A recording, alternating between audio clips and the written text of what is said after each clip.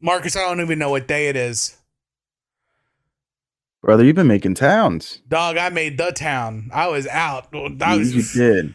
I ran, especially when Adam on Ad Odds was like, I expect Final Wrestling the Place to be out on time. I'm like, shoot, I gotta run back. I gotta rush back from vacation to come back and talk to my best effing friend in the whole effing world about wrestling.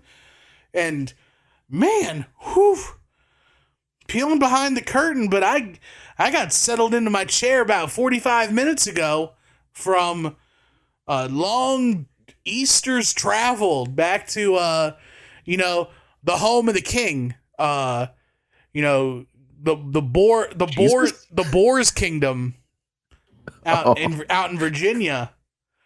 He ain't the champ, but he's the king. What are you it talking runs the about? territory. Yeah, just killing the game. I definitely took my boar shirt with me walking around town, hoping somebody would say something to me about the champ. People probably ready to give you money. They should have. I would have been ready. I'd have been taking it. I'd have took it with arms wide open. Just show them all the I'm.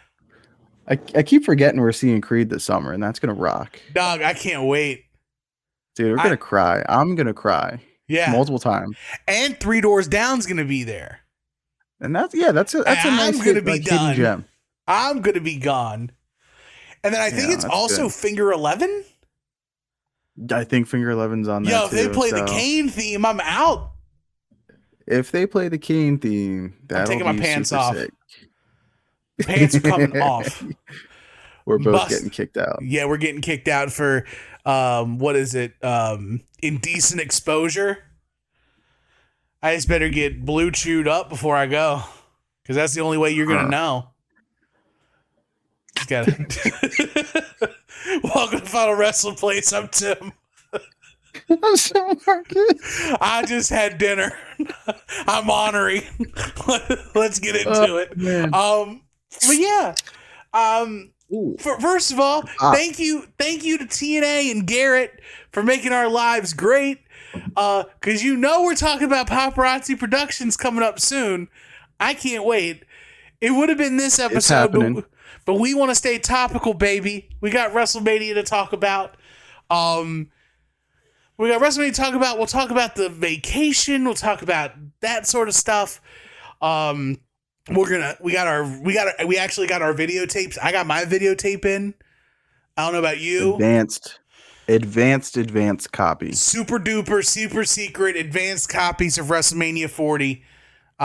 Which is crazy because they mailed it to my house, but I was in Virginia and somehow I still watched it. It's weird. I don't know how time works. But all this and more here on Final Wrestling Place. But Marcus, how are you, my friend? I'm good, man. I'm good. I'm chilling. I got a nice evening can of Coca-Cola. Well, I Um, see your can and I raise you a bottle. ooh, is that Darth Maul on there? No, it's oh god, who is this? It's some DC Marvel Is that a character. is it a Spider-Man? It may be a Spider-Man, but this definitely looks like a lightsaber or a sword. I It don't looked like a know. lightsaber. That's why I thought it was Darth Maul. But I don't know. they're Pepsi. I don't know nothing about They're Birth No Pepsi. Babies, Miss I remember Scarlet. that. I don't know I do nothing about remember it. that. It's kind of wild that like we got to live through like the re-come up of Star Wars, like the original trilogy, and then they were like, even better, y'all kids want want your own trilogy, and we got like the full court press for Phantom Menace, like that was marketed to us. That's kind of wild, right? Yeah, but then we got Jar Jar Binks, and I mean, we probably shouldn't say more about that. I'm Jar Jar neutral. Use a Jar Jar neutral. I'm neutral. Hmm. Can take or leave. Doesn't make or break. Has no influence on me whatsoever. What about Boss Nass and and the Gungan Um. people. All right, now you're starting to lose me a little bit. You help me Literally, with the part. literally the main people from the Trade Federation in episode 1. The people I who got you, run Pete. Jar Jar. You can't go proper names on me all the time, though. That's where you start to lose me. Well, how do you talk about the characters of something if you don't use their proper names? That So I'm guy. just gonna start making noises at you? Oh man, the guy was out there riding on his horse? Yeah. No, No. I just got you, use man. words. I got you, man. Sure, That gimmick. He's out there riding the gimmick. riding the gimmick. Dog, I love. So I'm jumping ahead a little bit. I loved being home this time. Yeah, man. How was it 757? Because when I go, I don't really get to go for relaxation. Yeah, So how you was your kind of trip? do a breaking and entering of the 757 when you go. And I leave with lots of money. That's right. I deposited a lot of money into the 757 this weekend. Probably shouldn't have because I got WrestleMania next weekend, but we will. You were a stimmy. Those are tomorrow's problems today. Not having. You'll get more money next week, right? Okay. No, I won't. No, I don't. There's no more money. There's no more. But yeah, man, I went and I had the really half-brained idea. We stayed in down, and I have the traditional, like, the word of the week for the soon-to-be-named network is cinema. But I have the cinematic view of all of downtown Portsmouth, and I just sit there and I say to myself, man, I really love my city. I should run for mayor. I don't know where it came from, why it's in my head, but just like moving back to Virginia, living in Portsmouth, and running for mayor. Why not? Why not? That's my goal. Why not take a crazy chance? Why not? I can't be worse than Ben Wyatt. Oh, Ben Wyatt. I thought you were saying Benoit. No, Ben Wyatt, No. the mayor of Icetown. Correct. Yes. The boy mayor of the boy mayor of Icetown. Not to be confused with other Wyatts or Bens that have been topics of conversation either on the Discord or on the network proper. But yeah, man, it was so much fun. Got a lot of good eats. Had a lot of good fellowship with my family. Those that are still left. Got good fellowship with a couple of my close friends. I'm going to be going back down in like 60 days because one of my homies is getting married. And I didn't know it. Sounds like you have a court date. But no, okay. I mean, it is a court date if you count the Justice of the Peace counting the court. That kind of court. That kind of court. Full court press. But yeah, man, just being back in Virginia for like leisure and doing your own thing. Like, I want to take a week and go back and like catch everybody. Like old people I worked with at the college, old people like I went to school with, people I like grew up with in the neighborhood. But being down for like Easter was kind of weird because everybody's kind of busy and their spring break started the Friday we got there. So then everything else is a wash. Yeah. But there's a ton of road work there. Tons. A lot. Yeah, man. It's so when I first moved there in 96, that's when like 64 and all that. Sorry, this is traffic talk. But that's when like all that road work really began and didn't finish because it was like a 12-year project. So like it finished by the time I was getting ready to leave. Well, bet. So now it's nice driving back down. They're doing it more. So yeah, it was 12 years on, 12 years off, and now it's back on. Yeah, but Whenever you were talking about like going back down for like a week to catch everybody like proper and stuff like that, and like whenever I'm down, whether it be a wedding or I'm in there for an extended weekend or whatever, and people are like, "Oh yeah, like we need to meet up, whatever, whatever," and then when it's like you put out the bat signal, right, and then their answer, I don't know like what it's like in your answer, in your circle there, but like in my circle still, it's like the solution is like me coming to church. And right. like, I'm like, no. Like it would be convenient. Well, that's the thing is like for me, all the people I went to church with don't go to that church anymore. Oh, okay. Like even the pastor's changed. It's not even the same pastor anymore. I probably wouldn't even recognize the chapel if I walked into it because they did a paint job. There's new carpet. It's like bright and vibrant. They pulled all the wood paneling off the walls. It's all like white, like eggshell white paint and like tan carpet instead of wood paneling and like the blood of Christ red carpet.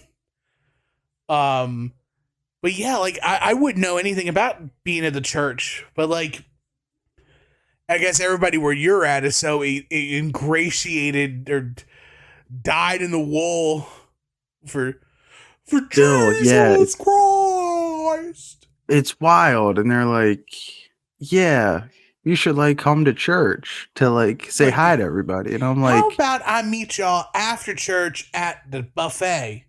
Because I know that's where you're going. So how about you hit me up okay, where there's food and we'll just pray yeah. there. Like the solution is me getting up like super early Dressing and up. like getting back in a suit to No. no. No. No, this sounds awful. My So God, my yeah, God I'm out didn't on die. that. My God didn't die, get buried, and rise again for me to have to wake up early and go to church. Ugh. That's the No, worst. Jesus wants me hitting that cookout at 11 a.m. to grab a couple barbecue No. sandwiches for the road. You know what I'm No. saying? What God wants you to do is he wants you to hit cookout at 1:30 in the morning, get that fourth meal, and then get some of the Lord's barbecue at 11 for the road. Yes. That's what the God man wants, really, really wants for you. But yeah, man, got down there, so much fun. Can't wait to go back. Caught up with some friends, some family. Saw a lot of the sights. Took the consortium with me because it was our Virginia wedding celebration. Right. And like my aunt Pat was a sweetheart. She got us like a small wedding cake. And cool. we got the topper to come back home, which is crazy because we had lunch. We had our lunch for on Saturday. So all day Saturday, all day today, we've been carrying this cake topper with no refrigerator to put it in. That cake is done. Washed. Yes, that's toast. That cake is That's toast. But we're going to take a look at it and see what's going on. But I did have a chance to watch SmackDown, though. Oh, okay. I did get to watch SmackDown. I asked the consortium, we're laying in bed on a... She was like, okay. Great sell, by the way. Okay, Great no sell. problem. Yeah, man. I want to make sure that the investment I made into my life going to WrestleMania 40 isn't wasted by not knowing what's going on. My rules, my life? Is that what I heard? No, I would not. And I swear to God, if Lexus King shows up on Monday night after WrestleMania, I am going to quit wrestling. That will be the last episode of Final Wrestling Place. They're gonna do an okie doke where like they debut him as like an NXT call up, and then they debut like the real NXT call up, or like Goldberg. Somebody comes back and like squashes him. It's gonna be something like that, yeah. William Goldberg. I can't wait for just Goldberg to just spear jackhammer Lexus King. And like then Stone Cold shows up and pulls the gold chain off of his neck. Like Kevin just your Sullivan coming daddies, it back to ain't tie up yours. all loose ends. That's right. And just then DX throws him in a big storage trunk and puts to Orlando on the sticker, and then that goes back to the Performance Center. And then on Tuesday, the Lex King moment of the week will be a cut scene of some NXT stooges going through, like unloading the truck after Stand and Deliver, and they pull a trunk off of the cart and they open it up. And oh my God, Lexus King's out of a box. And then he's immediately over. But he's in a completely new gimmick, though. But he's in a new gimmick somehow. Because he's coming out of a box. I think we just booked something that wasn't awful. We did. Unfortunately, it has a lot of corny Jim on it, but it was still good. But I watched SmackDown, and we're going a little bit out of order. We're actually talking like current wrestling really quick. But Jade Cargill, this just in. I don't know if anybody knows this or not. I may be scooping and booping here. Okay? But Jade Cargill is a megastar. And I don't need anybody else to tell me anything else. Did you see did you see either of the segments with Jade on SmackDown? I did. And you seem not impressed or not as sold as I am on the mega stardom. I watched her run in AEW, right? No qualms. I've already said my piece. About how she is booked, about how her matches are structured. Don't like that at all. That was for AEW. That was AEW. She does have a superstar presence that exceeds professional wrestling. Mm-hmm. She could be a very good TV star. I'm just interested, since this is live TV, what happens when something goes off the rails? Dog, I'm not saying I'm praying for I'm not praying for a downfall or anything like that. I want nothing but success. I'm just curious, when people aren't feeding as rehearsed 10 times before, like, what's it look like? What happens? Well, first I'm of just all, interested. I don't know what you're talking about all this rehearsal or stuff going through 10 times, because all I saw was Jade come make the save and beat up Damage Control. Nobody knew she was coming out to make the save. Oh, right. Sorry. That was a surprise. Fire. What a moment. Fire emoji, exclamation point. Yeah. No, undeniable superstar presence. I'm just curious. You're just the guy curious, asking questions. This is all. Just want to see. Just want to see what's going to happen. I will be shocked if anybody other than Asuka is paired up with her in the 6-woman tag. I bet you it's going to be Kyrie. That's going to be really interesting because Kyrie is a little bit of a wild card. I know. Go back and watch that TLC whatever match with like Becky and Charlotte versus Asuka and you know who probably is going to get paired with her? It's probably going to be Coda, because they're probably going to make sure the English barrier is not a question.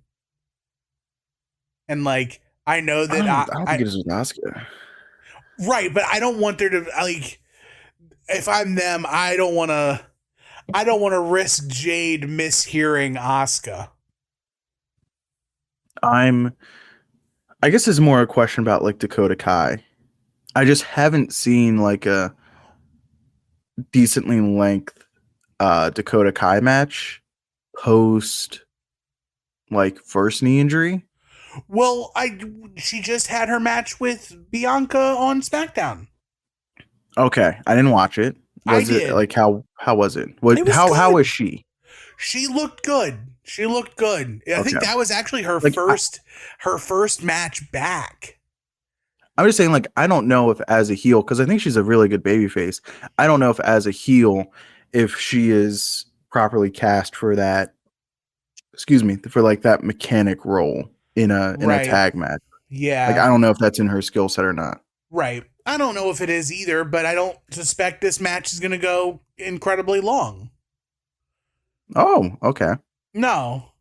At least that's what my tape told me. Oh, that's what it's all giving away trade secrets. Okay. Well, it's not trade. We just got what we got, man. We saw what we saw. It was tape trade secrets. Tape trade secrets. That's right. Before we get into our actual topic, I do want to talk a little bit about conversations that were had on the other podcasts of the soon to be named network regarding the promo from Monday night. Oh, we're not And talking power guts again. we're not talking power guts, even though, do you know who's working on a very significant power gut right now? And Talk to me. I did watch SmackDown. You know who's got a little baby power gut coming in? And I just think once he retires, that gut's going to full out. Randy Orton's got a little baby Boilermaker right now. Well, look at everybody's family. He's shaped like an effing barrel. He's just been fighting it. He's been fighting it, No, man. he's Yeah, not. when he retires, he's not. He's got the. What's also insane, he's like, this is the biggest he's ever been, though. He's like 275. Well, here's why I saw it. Because he came down the ramp, like he did his entrance, and then he like did a small Kamala deal on his little tum tum, and I was like, "Yo, Randy Orton's got a power gut. It's a little baby. It's very it if his power gut were a pregnancy belly, this is definitely like the size of like an avocado pit. The baby has not fully grown yet inside the Viper. But he when he hit the little Kamala on his little belly welly, I was like, man, that's a power gut in the making. Remember when he came back at Survivor Series? Just how insane he looked. And he's still insane. It's pretty crazy. It's insane. But we're talking Monday. We're talking Monday night. Talking Monday, that's right. And both DJ and Brett and Joe and Adam did wonderfully covering this. But I feel like somewhere in between, and it's not necessarily an offense, but of the three wrestling shows, I think the most positive WWE presence is us. I feel like if anybody has their pulse right on what's going on with the WWE, it's probably us. So we might have a higher tolerance than the other two shows. Which is kind of what my point is, right? Is that when it's okay for non-WWE people to be very down on WWE, but then when the non-positive AEW people chirp up, they're the ones with the problem. It's like what you like and don't like what you don't like, and make that okay. But like, I don't necessarily agree so much with like Joe's thoughts on like cinema, like the use of cinema. Now, that's not me saying I think what we're seeing is cinema. But I don't think it's such a dirty little word that you can't include it in like what's happening in wrestling at all. Like, there's cinema that's happening in AEW. Like, I would say the Eddie Kingston story, it's not drawn out the same way, and it's a lot of it's done in the ring. But so was Rocky. right? A lot of that story is the fights and Rocky getting beat, knocked down, and coming back up and having to overcome Clubber and overcome Creed and overcome Drago. And Paulie gambling away all of his money. That's right. And then there's the giant robot maid. You always got to remember the robot maid. But, like, I don't think that something being cinema, especially as it, like, being a term in 2024, I don't think it's so bad that it's like, if somebody refers to something as cinema, it's like a blockable and mutable offense. Like, I don't think that. Maybe this is where I ride the line. I think somebody labeling such as cinema lets you know that they should be blocked and muted. I think thinking it is one thing, but I think proclaiming it and being of the camp of like, oh, WWE should get an Oscar or whatever for the Bloodline stuff, or an Emmy for Bloodline.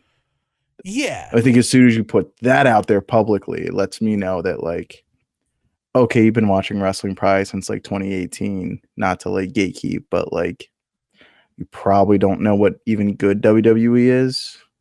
Right. Block and mute. I think what the issue is too is like the semantics of the English language, right? Where there's people who probably say, this is cinema, but they don't mean it as, this is a movie, this should win an Oscar or an Emmy. It's like, this is good quality stuff, like what you would expect in a movie like high cinema.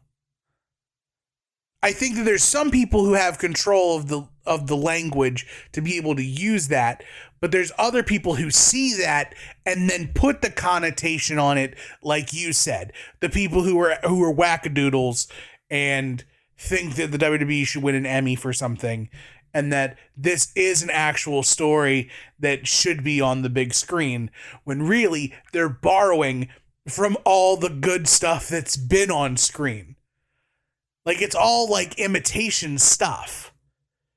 They're grabbing inspiration from a lot of other things to get through to here. But I don't think that that's wrong. I don't think that that's something that's bad.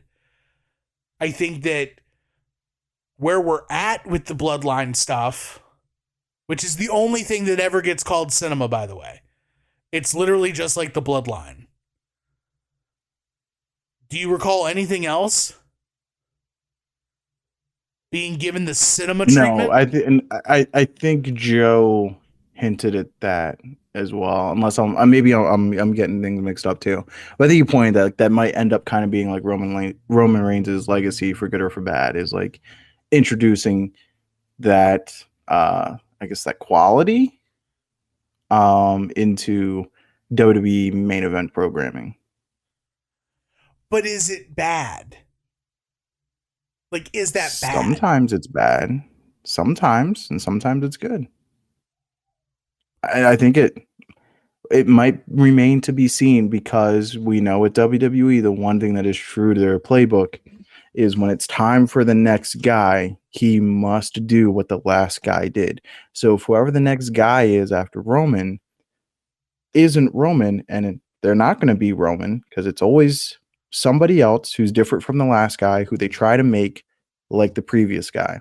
So when they try to put the cinema playbook on that guy, whether he doesn't have the chops for it, he doesn't have the story, whatever the case may be, that could work to Roman's success. And it's like, oh, Roman was the only guy who could pull that off. And it might be looked as a negative, because it's like, well, look what he introduced to the product, and now it's a requirement for being a top guy. See, I think it's going to be different. I don't think that because the way that the playbook's been lately is whoever becomes the champion is going to do the opposite of what the previous champion did. Look at what Seth Rollins is doing now with the World Heavyweight title.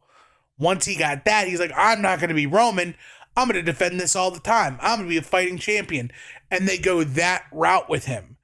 And I feel like whoever's going to be the person who dethrones Roman, it's going to be the contrast. They're not going to give us the same thing.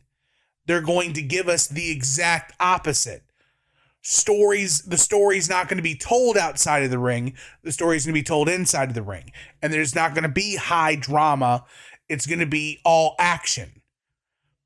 And then the next champion will be the outside melodrama. Because that's what's going to probably end up happening with Seth's belt, right?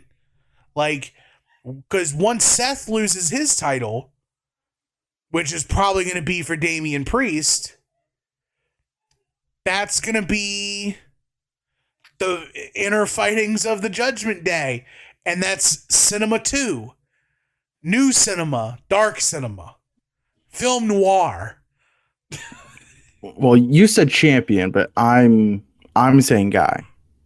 I don't think the next champion is necessarily the next guy. Okay. Well, but who did Roman take the guy mantle from? Cena? Yeah. But Cena wasn't cinema guy. No, I'm saying this started with Roman, though. But they did try to make Roman just like John Cena while they were trying to phase Cena out, or Cena was phasing himself out, and Roman was getting the run. We had to sit through 2015 and 2016 and 2017 and 2018. And then when he comes back from cancer, it gets a lot better in 2019. But we still have the dog food stuff, and like there's still a lot of bad there. And it's not until like the start of 2020 where we started seeing the early shades of the head of the table character. Right. And then he's like, nah, never mind. I'm out. Dip on this until I'm ready to come back. Yeah, until after like all the protocols for COVID go away and or not go away, but get like loosened up. And then I'll slide back. But with all that said, I really loved what happened on Monday. Especially, let's talk about Monday. Because I watched all of Raw as well. Okay. Because I was one of the crazies who were like, as soon as I saw the Cody promo and The Rock show up, Rock unannounced as a participant on Raw. He was not scheduled to be at Raw. He's scheduled for this Raw. He was a surprise last week. Okay. Yes. I guess I'll believe you. All right. He was a surprise. Okay. So The Rock shows up, doesn't say a word, whispers in Cody's ear. You get the Jackie Redmond stuff. What did you say to Cody? Rock goes, ask Cody Rhodes. She asks Cody.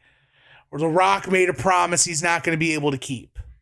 But as soon as I saw the whispering, of course, I start going on my Twitter fingers, start popping up, because I know that all my lip reading people are going to be tweeting all the time at what was said. And like some lip readers find out, they piece it all together and they go, The Rock said tonight, I'm going to make you bleed. And I'm like, okay, cool. And what makes everything that happened on Monday seem like super sweet is one, The Rock did something outside of his playbook. He was nuanced. He didn't make a big show of himself. He said one thing to Cody and left. And you think he's gone. And then with all the chaos at the end of the night, during the main event with Jay and Shinsuke, right? Then The Rock shows up and starts putting the whooping on Cody. And you're like, where has this Rock been literally our entire life? Like, even when The Rock was wrestling full time, this was a different view of The Rock. Like, it's almost like he brought what he learned in Hollywood to this. and just All right, so I have a theory. go ahead. It's on the opposite side. It's almost like The Rock was born into the business and has watched the business from the time he was a baby through the time he was a full grown man and saw what he thought worked best. And now that he has the say, he can do what he thinks works best as opposed to doing what works best through somebody else's eyes. Yeah, that makes sense. I feel like The Rock is finally allowed to be a wrestler. Which is scary. Because to me, like everything we've really gotten back from from The Rock since coming back, I've been really high on. Yeah, me too. Like, I get that they've been, even with all of the course corrections that they've had to do, right? Even within the course correcting, The Rock has still kind of like reimagined himself as this, like,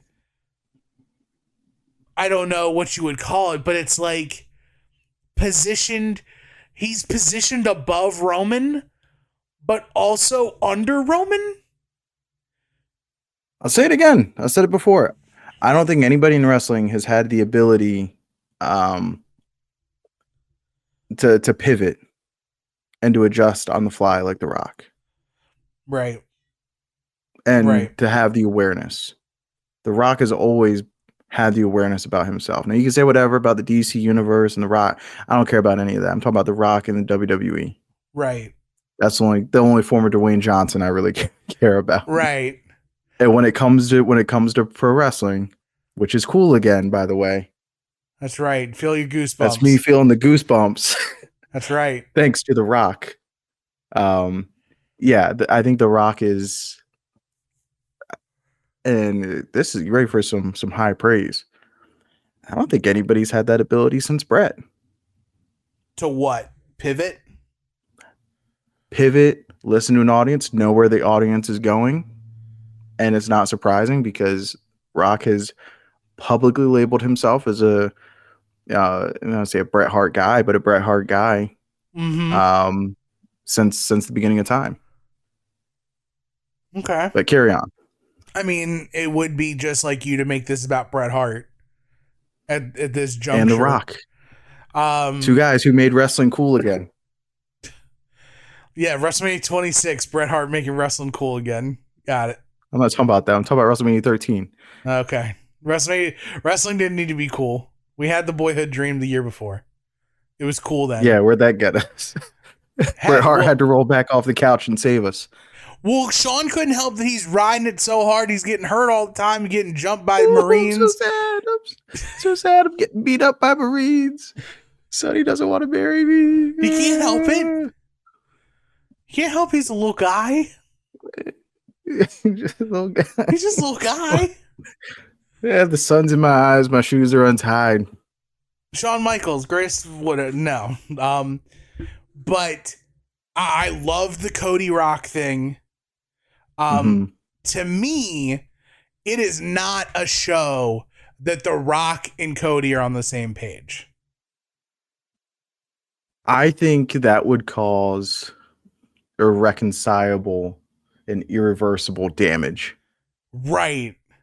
Like, if that is fake, then I could never, believe anything as a fan, believe that anything is supposed to be what it seems. Anything could be real. That would be the end of a movie. You find out it's all a dream, or the end of the movie, you find out, none of it's real. Like, that's what that, and I would just be like, well, that was a giant waste of time. And I think, also, that will babyface Roman Reigns. Yes. That will babyface Roman Reigns and turn Cody heel. Yes. Where some people think that might be where this goes. That would be so funny. Right. But how, be realistic. much interest how interesting do you think it would be if there was a double turn and we get head of the table babyface Roman against American Nightmare Cody with the final boss? I don't think that's where we're going. That's like in my head, I'm like just from the conversation piece, because I absolutely think that it's the Rock and Roman. Like, it's going to eventually blow off to Rock versus Roman. Right. But I don't think it involves Cody at all. Yeah. I think the Rock and Cody get their thing, and then when they clear their thing out of the way, it's Rock and it's Roman at 41. This is my prognostication, Jones. First Raw on Netflix, Madison Square Garden. I think Cody wins the belt. Okay. That's January 2025. That gives Roman a couple of weeks, the better part of 6 weeks or so. Doesn't have to show his face, whatever. And you can get to Rock and Roman for, tribal chiefdom at WrestleMania 41 in that aftermath. Right. And you don't have to have Cody win the Rumble for a third time. And you can have a new winner of the Rumble, a fresh face, or you can have Seth win get his second Rumble, whatever it is. And it'll be you can CM run with Punk. Cody there. Or Mr. Phil from Chicago, whatever. That's my prognostication. I think that's fair. I think that's sound logic. Of course, as we said before, anything that interesting that gets pitched to the WWE is usually not going to happen. So instead, that might be too interesting. The first Raw of the Netflix era will be in Poughkeepsie, and it will be a star-studded six-man tag main event. Well, it's weird because it's January, so you got to worry about like basketball season and like getting like, do the Knicks have a home game, that Monday night or something like that, right? For sure. But yeah, either way, I think the biggest takeaway from it all too is like the beauty, at least for me, the beauty of wrestling is there's so many different viewpoints that can be taken on it from the fans that, like, to me, there's no real right opinion. There's definitely some wrong ones. There's absolutely some wrong opinions. But in order for me, at least, to fill out what I feel is like the right view, I need to hear and see some of the bad opinions so that I can easily mark those off and be like, absolutely not this. Or if I hear a bad opinion, but there's like a nugget of truth in it, right? You can pluck out the good strand of it and refashion it into something that makes sense, right? Going back to the cinema talk where it's using cinema as an expression versus using it literally, right? And all that sort of thing. But I think it's all fun and games. It's all awesome to think about. Because with so many people talking about it and so many opinions being made, wrestling's being talked about. And you know why that is? Because wrestling's cool again. Slap that arm, baby. Rub them goosebumps. The Vana run strong, brother. Titan's back. Titan is back, and there's one man to thank for that. Final boss. That is the final boss. Using the Hollywood Rock theme again. In all the sports and entertainment. Yeah. Call him Hollywood. Call him the Great One. Call him the Chosen One. Whatever you want to call him. The People's Champ. The final Corporate boss. Champ. Final boss. The final boss. The That's Rock. Right. Boss baby. Final boss baby. The Rock. With That's the little right. eyebrow With up. the eyebrow. That's right. Um, but we're talking. We are in the heat of WrestleMania season, and our topic comes to us from not Ariel Helwani, but less offensive Ariel Helwani, Chris Van Vliet. Not a real person. Absolutely I will real argue on person. that. This is an AI generated being. If you opened up his skull, you would see a little alien sitting in there where a brain is supposed to be, So you're and you telling would me this find is that alien navigating him. so this is Men in This is not a real Black. person. This is Men in Black, and they Yes, bust his head open, and inside is the little alien going, "The galaxy is on Orion's belt." not a real person. But go ahead. I think Chris Van Vliet's a real person. I don't. He's a good interviewer. He's a fantastic interviewer. But on his YouTube channel, he put out a little shorts with a guy who I do not care about as a pundit of wrestling, Sam Roberts, talking about the best and worst WrestleManias ever. Marcus, did you watch this small video? Sam Roberts looks like Randall from Recess. Yes, I did watch the video. He does. So Sam Roberts is asked the question, what is the best and worst WrestleMania of all time? A And he question said, that a question that a real life human being would ask. it is. It is a real question. It's a question that we've asked each other multiple car rides in the past. Mm-hmm. We have those conversations. Like, what do you think's the best We WrestleMania? sure do. What do you think's the worst We sure do. WrestleMania? And Sam Roberts believes WrestleMania 27 is the worst WrestleMania of all time. Thoughts? I think Randall's right. Really? You think this is worse? Yeah, I think 27 is the worst. It's unremarkable. The back end is loaded with bad. Whether it's the overly long Triple H Undertaker match, which does have some moments in it, because it's all about moments in the WWE.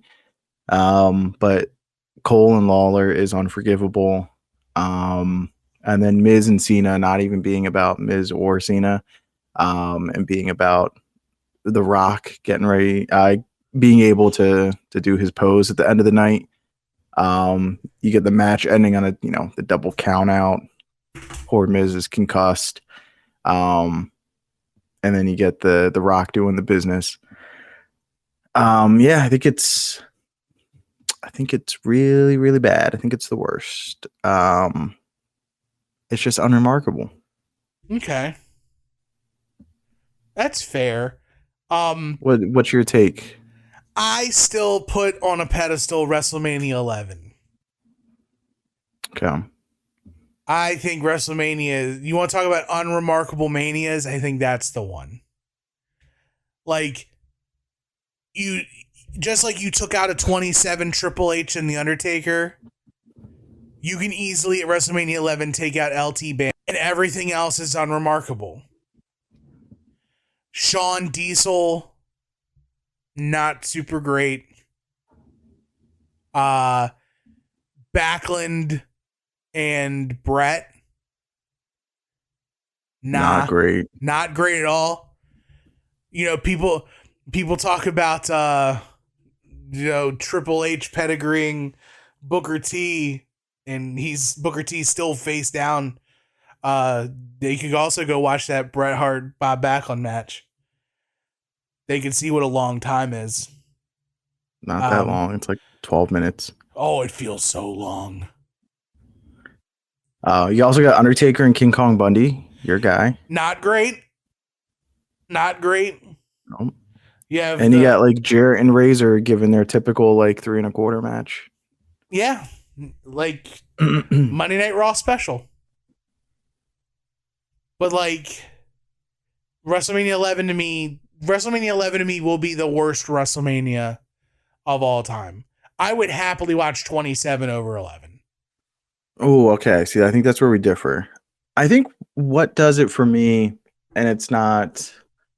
I feel like now it's even because I was still very much into the product in 2011, almost as much as I was in 1995.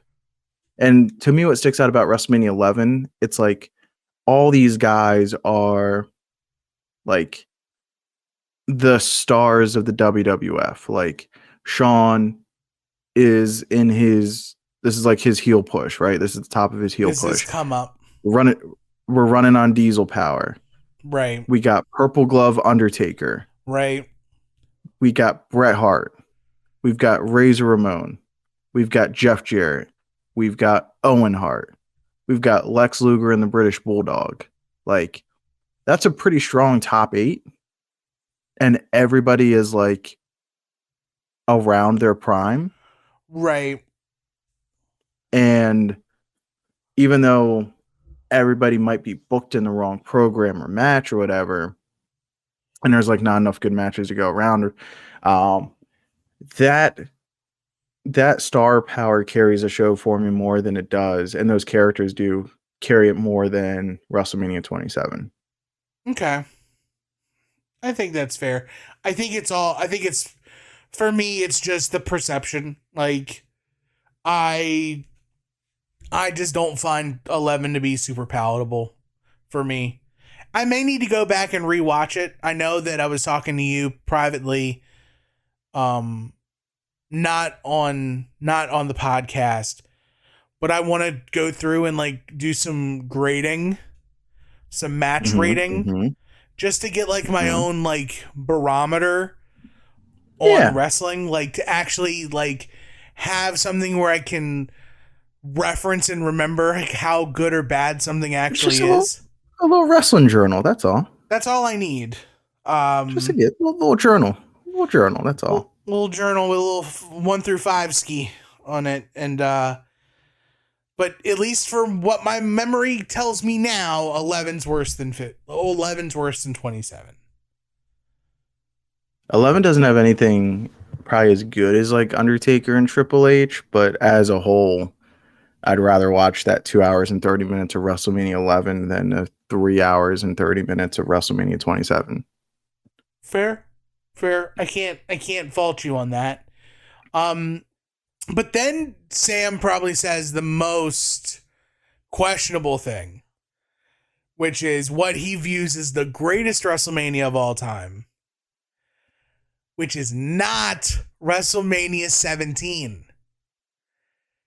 He puts WrestleMania 38 as the number one WrestleMania. I thought he had. I respected his reasoning. Right. If you look at this current period, let's say 2022 till, current day, WWE has been incredibly hot. Mm-hmm. Whether that's been because of selective free agents they brought in, change in bookers, booking philosophy, whatever it is, right? They've been on a heck of a I run. believe what you're saying is cinema. Whatever the case may be, whatever the ingredients are, they've been on a heck of a run for the last 2+ years. And you might say, wrestling is cool again. Yes. And it can all be traced back to WrestleMania 38. And I thought that was an interesting point. Correct. But just because it's the start of something doesn't mean it's the best of something. Right. Unless you think that like this current time period we're in is The best of the times. best or right on par with what would be the best. Sam Roberts looks like he runs on the Nightmare Narcotic. You would say he's And a so if that's your crybaby? guy, I would. I mean, he's Randall. So if you think that this is the best of times, then yeah, you're probably going to trend high on a lot of stuff. WrestleMania 38 and beyond. See, I'm pretty high on 38. I Mm-hmm. am pretty high on 38, but even before WrestleMania 38 was a thing, I'm a WrestleMania 19 truther. And that's even with Triple H and Booker T. Wow, Tim And loves even racism. with yes. You heard it here first, folks. Just sign me up for racism, systemic. Even with the Miller Lite catfight girls, I'll still take 19. Because it doesn't matter what happens in Act 1 or Act 2, baby. Gosh. Act 3. Wrestling school again. Vest spot. Vest spot. Yo, we better have a vest at WrestleMania 40. Man. That's all I'm saying. We need some vestige. But in all seriousness, like I can take my personal preferences aside. And while I personally prefer 19 over 17, I can appreciate 17's greatness as being there is nothing worse than 3 stars on that card. It's everything delivers or beyond at WrestleMania 17. And 38, I'd have to re-look and double check some stuff. But just the sheer volume of 38 being 2 nights, there has to be I think it's the modern great WrestleMania. It's 21 years between 17 and 38. Can't really go wrong with that. And 38 is a great level setter, especially with the fact that Sam was everything you point to that's happening at WrestleMania 40 started at 38, which was his big selling point.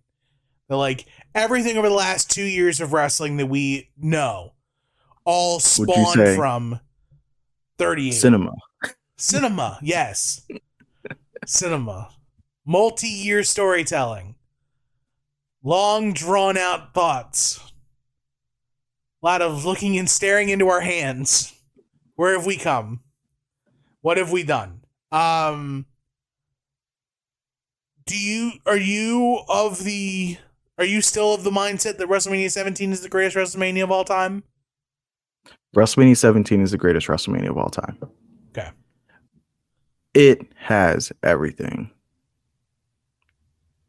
You like garbage bras? How about Shane and Vince? You like other garbage bras? How about Kane, Big Show, and Raven? The boss.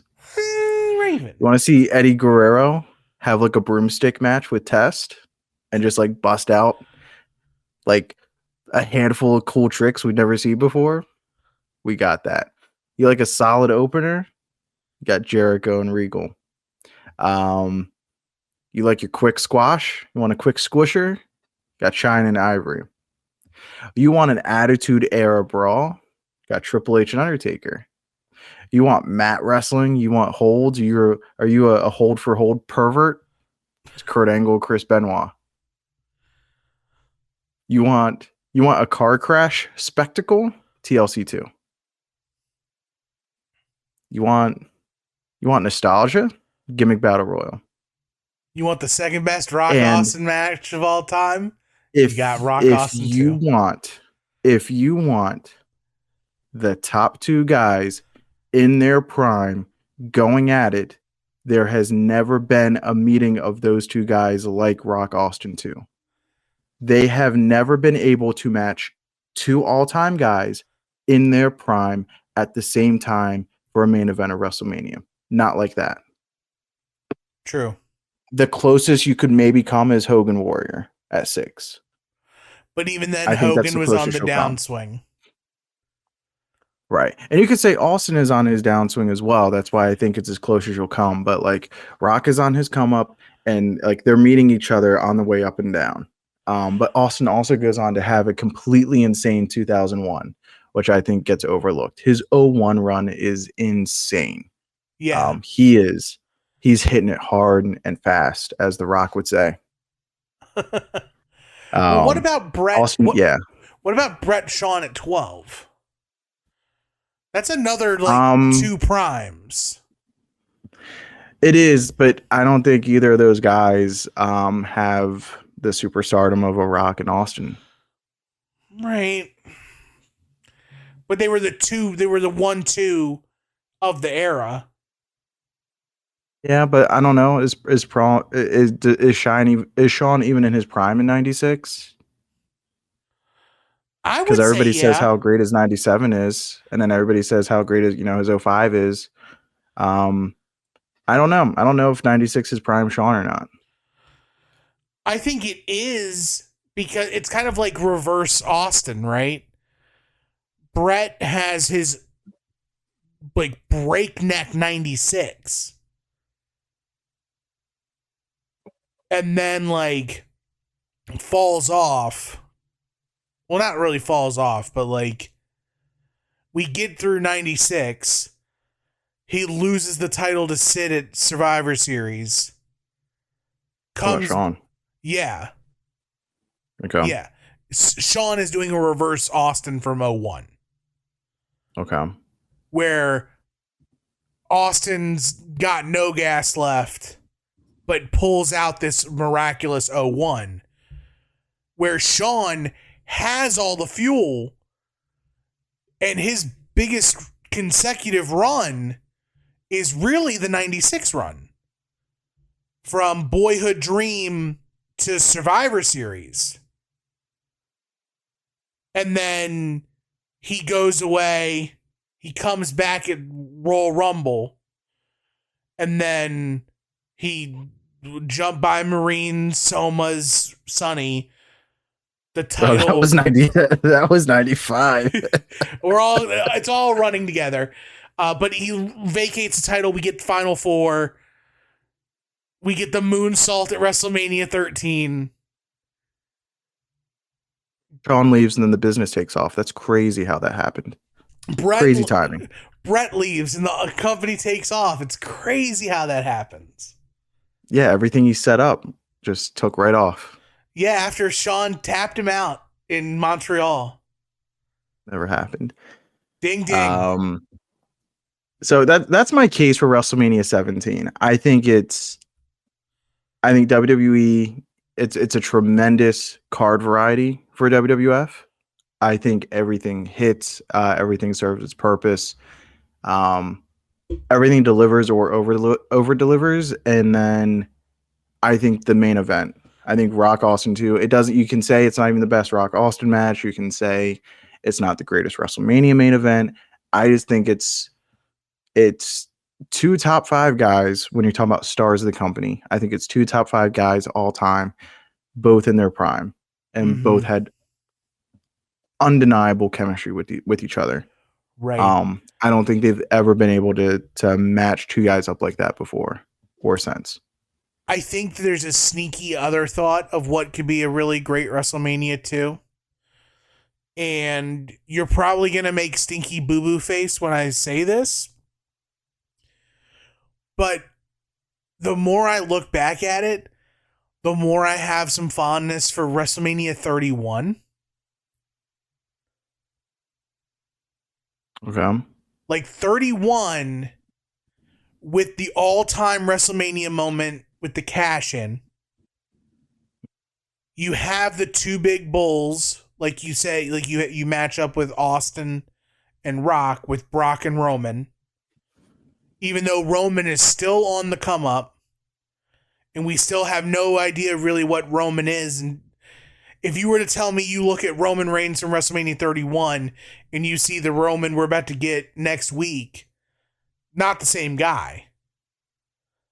But 31 is full of moments. the match with Seth and Randy near the top of the card, really good. If you want that Attitude Era nostalgia, regardless of like whether it was the right decision or not, you did have Sting and Triple H. If you want a battle of phenoms, you have The Undertaker and Bray Wyatt. If you want the old bull versus the young calf, you get it with Cena and Rusev. I think that I think there's a little bit of traction for like 31 getting some respect as being like a more on the plus side of Manias as opposed to on the negative. For me, it'll never come close to like that tier 1 of Manias, because there's like a 15-minute Triple H Stephanie promo towards the middle of the show, which eventually leads to Rock and Ronda Rousey, but that stops the momentum of the show. Right. And to me, when I think greatest WrestleManias, I have to be able to put it on and not touch the remote. And I can't do that to 31. I can't do that to 38. I can't do that to 39. Right. The more recent WrestleManias, for me, it's all the downtime between the matches that are not filled up with like fun backstage promos or any of the stuff we would have got from like, WrestleMania 6 or WrestleMania 7. No, it's all like ads and propaganda for WWE and selling whatever's next, and that prevents me from listing the newer stuff in that upper tier. Gotcha. So usually the matches and the work is great, but I have to be able to put it on and not touch the remote. And that's, to me, like 17's. Again, I think that's a really strong factor for 17. And just put 17 on and set and forget it. Are there others? What else do you have in that rarefied air with 17? Is it 7? Is it 8? 8's really close. 6 is really close. 3 is close. 19 is close. 21 is close. 21 for me is probably how you feel about 31. I think 21, like, that is a really, really good show, and it hums along, and there's a lot of variety on the card. Yeah. And then you get Big Show with stars. And you get Big Show Akebono, that's art. Right. But even that's short. Even that's like 90 seconds. Yeah. Yeah, those are some of the ones off the top of my head. Yeah, for sure. No, I totally get it. And let us know in the Discord, the T&M Shows channel on the soon-to-be-named network Discord, as well as in the comment section here on YouTube, for what you think best and worst WrestleManias are of all the time. Speaking of best or worst WrestleManias, we mentioned it before. It's time for a little bitty precap of WrestleMania 40 in Philadelphia. It's time for Precap. This is how we do it. Precap. We haven't watched the show yet. Precap. We're so far ahead of real life. We're going to watch it later. Marcus, what did your videotape have? Rhea Ripley retains. Yes. Had that. Paramore for Bailey. Yes. What Paramore was the song? for Pam. It was Misery Business. It was Misery Business. Yeah. I'd be surprised if it's Simmer though. I wouldn't be surprised if there's like a rocked up version of Simmer.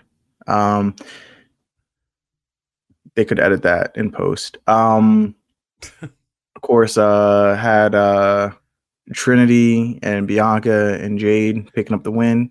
Yep. And the never a doubt 6-woman tag. For sure. You want to talk about a squisher? This is it. Yeah. I'm trying to think if there's anything of like major note besides the main event. We did get Roman and Rock winning on night 1. Bloodline rules. Bloodline rules. Anything goes, right? Anything goes. To set up night 2. So night 2, we do get Drew defeating Seth. No Damian Priest cash-in.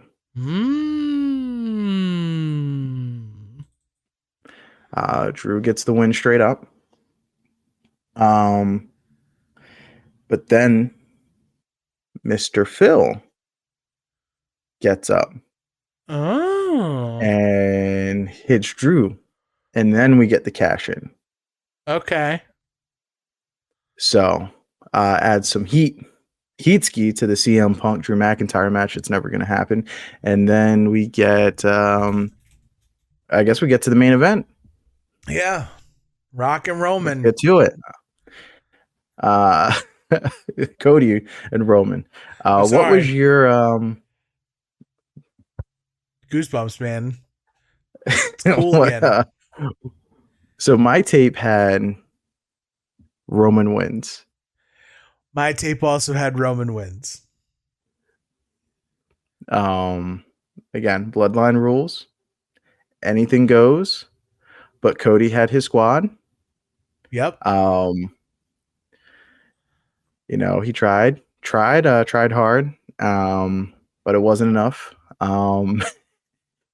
That's right. So let's get the Cody Rock down the road. But Roman wins this one. And as you said earlier, sometimes it's not always about act 1 or 2. It's act 3. How bad does it hurt you? How bad does it hurt you to say that? Well, when it results in Roman winning, it doesn't hurt me at all because it's funny. Enough. That's fair. That's fair. It's funny. That's fair. I'm very hyped for WrestleMania 40. I think it has the makings of being a WrestleMania that can get into some rarefied air if things all go according to plan. If things fall the way they could fall, we might be looking at an all-timer. Can I ask you something I feel like is not being talked about enough? Sure. And this hasn't mattered for WrestleMania in however many long. Probably since 2002. Okay. Location. Now, I know the WWE is red hot. Yeah. And I know the WWE has programmed their fans to respond exactly how they want when they want. But Philly's the crowd that threw batteries at Santa Claus. Mm-hmm. Is there a chance? Again, I know it's 60,000 people. A lot of them might be, narked up on that nightmare narcotic. It's a hell of a drug. Is there a pretty solid chance that Cody gets booed in the city of brotherly love? No. Because let me put it to you this way. Is there a more than 0 chance that Cody gets booed at WrestleMania? Yes. There is a more than 0% chance. Yes. Okay. My favorite thing here, shout out Brett. Let's talk odds. Okay. I'm giving you even money plus 100. Okay. Bet 100, win 100. Okay. Cody gets booed heavily. No. Okay. No. I give you plus 200. Bet 100 to win 200. See, that the phrasing of heavily is where you get me. Okay. All right, so here's what I say. There is a pregnant pause in the match where Cody is here and the crowd is supposed to be here with him and they boo instead of cheer.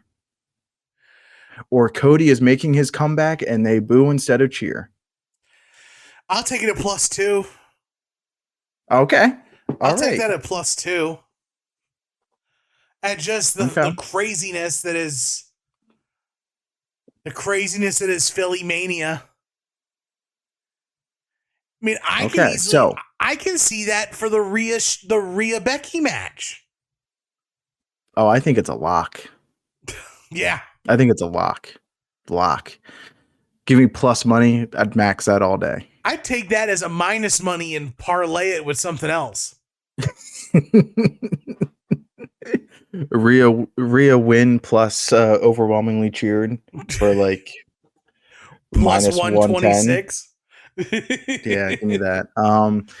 Okay, so we've established there is a less than 0 chance that Cody gets booed to the point where it could affect the match.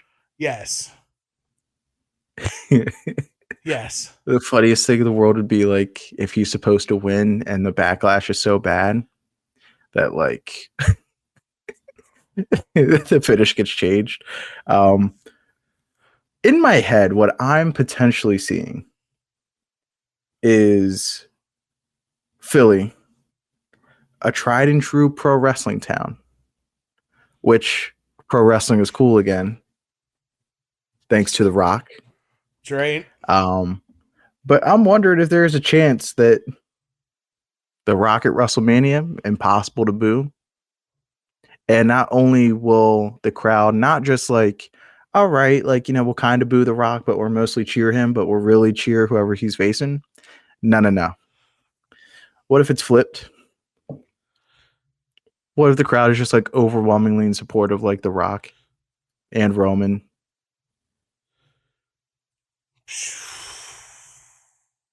I'm just throwing it out there. I think it'll be interesting because to this point, no crowd has like even played with not being 99% behind Cody.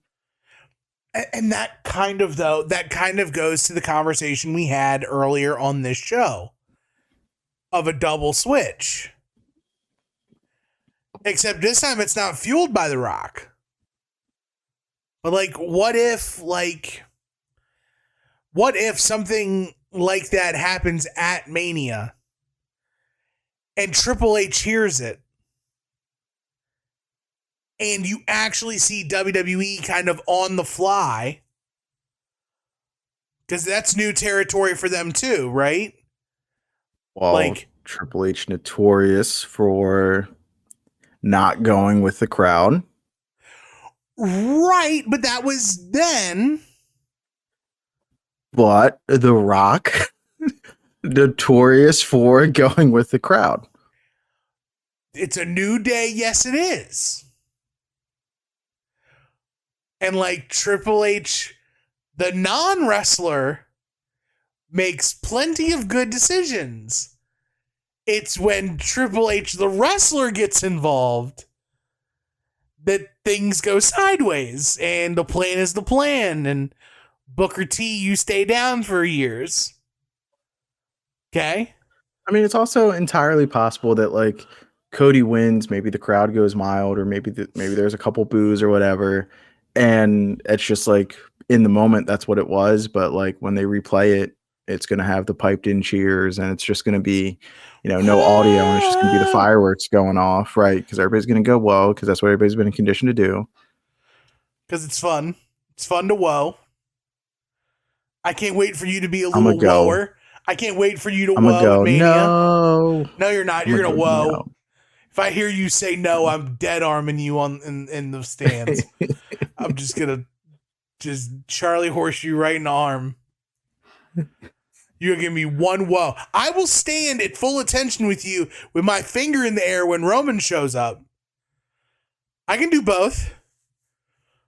I can whoa and acknowledge. I'll be such a flip flopper. You got your Mania fit together? No, not yet. Not yet. I need to see what the WrestleMania Superstore is going to have for me. Okay. I do plan on When going there prior to Mania. Gotcha. Yep. So I'm going to see what's there and make my fit accordingly. Okay. But yeah. Oh, LA Knight beat AJ Styles. There you go, Joe. LA Knight beats AJ Styles. LA Knight beats AJ Styles. Santos Escobar and Dominic beat Ray and Dragon Lee. Mm-hmm. The 6-woman tag, it's a squish for the good girls. Rhea's up. Bailey's up. Seth's up. Roman's up. Seth down. You have Seth Roman down. up. Yeah. Drew beats Seth. Drew beats Seth. Priest cash in. Okay. Thanks, Mr. Phil. Thanks to Mr. Phil. That's okay. And then Phil takes over the Judgment Day, and it's the new Judgment Day. Who takes over the Judgment Day? Mr. Phil. Oh no. Just like the new Nexus. No. Tag champs. I don't even know all the teams in the Jake. I don't know if you could Tim knows the card this. It's the Judgment Day. It's Finn and Priest. Right. It's the New Catch Republic. Mm-hmm. Is the New Day in there? Are they hurt? New Day. New Day's in, okay. New Day's in.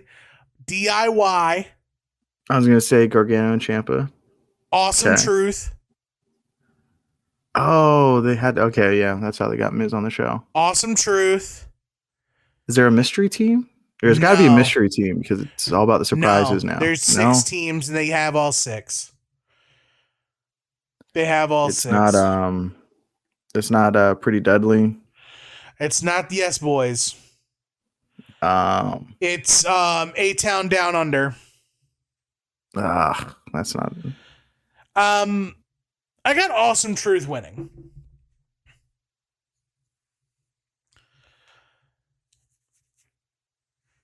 With the celebration of Regeneration X. Yeah, my tape had forgot that this match had happened, so maybe it gets cut for time.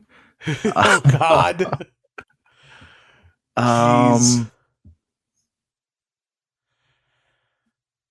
It'd be pretty dope if Judgment Day retained. Yeah. That's what I'm hoping for. It would be cool.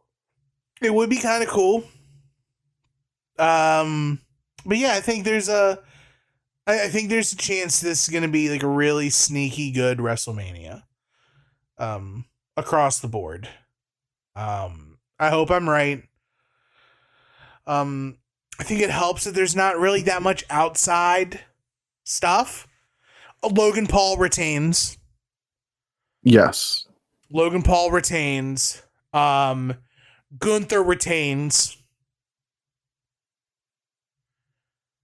Yeah, that's kind of where I'm at with Mania.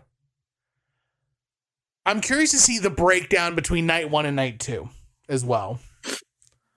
Yeah, I keep looking at the card to see like what's been announced for what night, and they're playing it, pretty close to the vest so far. So the only thing they've announced is that the tag match is the main event of night 1, and Roman Cody is the main event of night 2. And then de facto, Seth and Drew the Raw is night belt 2. is also night 2. Yeah. Yeah. That's pretty sweet though. It's very exciting. So I feel like you can figure that at least one of the women's world title matches is going to be on night 1, if not both. Yeah, I think because both of the men's titles are on night 2, both of the women will be night 1. Mm-hmm. You put Unfortunately, the 6 woman on night 2. 6 women is a night 2 spectacle. The ladder match is a night 2 match. The triple threat U.S. title's a night 1 match. Gunther and Sami Zayn. Think that's a night 2. LA Knight and AJ Styles. That's a night 1.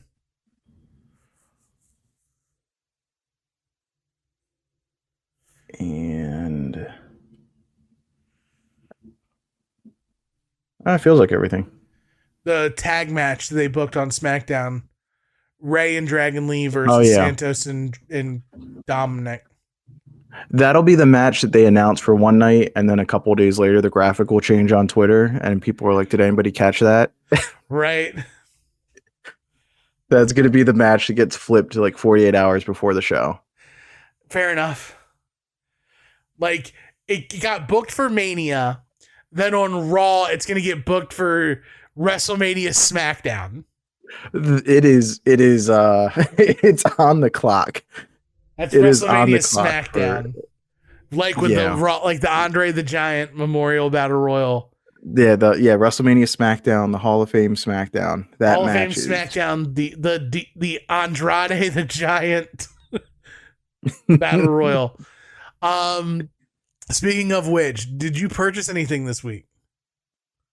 No weekly purchase for me. Again, trying to save the ducats for Mania weekend. I think I didn't purchase anything. No, I didn't. I got MLB The Show. Was that last week though? That was I can't last remember. week. That was last week. Yeah. So no, nothing for me. What about for you? Other than your vacation? I went on safari on vacation. Oh, what'd you find? We hit. What'd you get?